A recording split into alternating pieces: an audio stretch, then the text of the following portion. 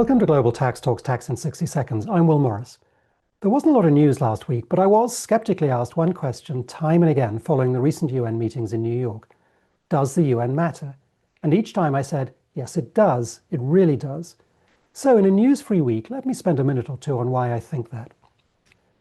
Over the past month, with the Pillar Two side-by-side agreement, many tax people seem to have assumed that we're now back in the good old world of the past 15 years, where the OECD was at the center of the international tax web, pulling together countries, sometimes strong-arming them, producing reams of guidance on Pillar Two, and generally pushing forward towards a brighter multilateral tomorrow.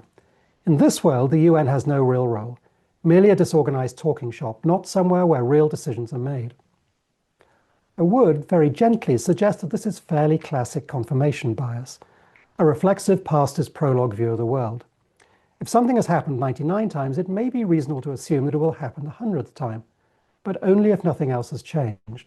And I think things have changed quite significantly, and what's going on at the UN is a product of those changes, not a mere coincidence. So, whatever you may think about the UN processes and procedures, about the countries participating there, and about the tax proposals being discussed, do not assume they don't matter. They really do matter. Okay, so what has changed?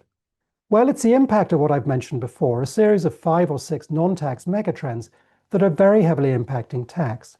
These include geopolitics, protectionism, populism, AI, sustainability, and the global fiscal crisis, the last of those starting with the 2008 to 2010 global financial crisis, which propelled the OECD forward for that decade on a wave of anti-business, tax fair share, multilateral sentiment.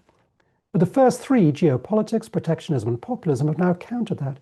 Geopolitics over the past few years has driven countries and regions apart. Protectionism has reinforced the importance of national borders, national policies, and national self-interest, which also counters a multilateralism. Additionally, protectionism uses tariffs as a principal weapon, massively diluting tax as a principal vehicle for both revenue raising as well as achieving non-tax objectives. And finally, populism is, by its nature, national and suspicious of elite organizations, especially foreign ones. Okay, you're saying, that doesn't mean the UN is going to rule the world. And I agree with you. What I am saying, however, is that there will no longer be one predominant international organized tax organization, but perhaps 2, perhaps more, because that's where the megatrends are driving us.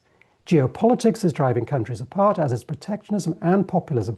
And some of the ghosts of the past that have birthed those megatrends, including resentment in many parts of the world at the tax actions of the West 100 years ago and the global North today.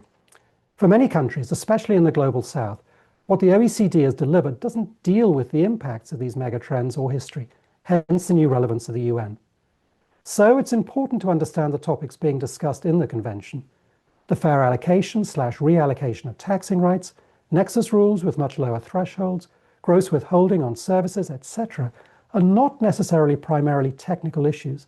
They're also emotional and philosophical ones, which gives them greater power. Make no mistake, the UN and what's being discussed there really matters. Anyway, thanks for joining me, and come back next week so that you stay global tax ready.